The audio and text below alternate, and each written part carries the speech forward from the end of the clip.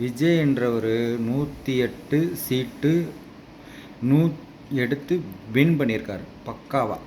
இத்தனை கோடி மக்கள் ஓட்டு போட்டிருக்காங்க.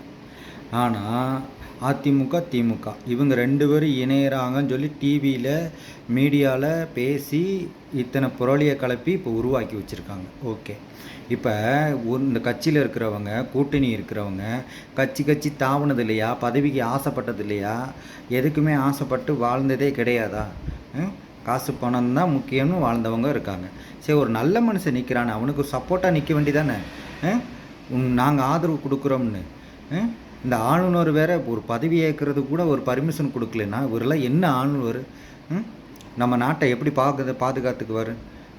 இந்த அரசியல் கூட்டணி இருக்கிறவங்களாம் என்ன பாதுகாப்பாங்க? அப்போ இத்தனை கொலை கொள்ளி கற்பழிப்பு எல்லாம் நடந்துச்சுல்ல, அப்போல்லாம் இதெல்லாம் நடக்காதா? செய்ய மாட்டாங்களா?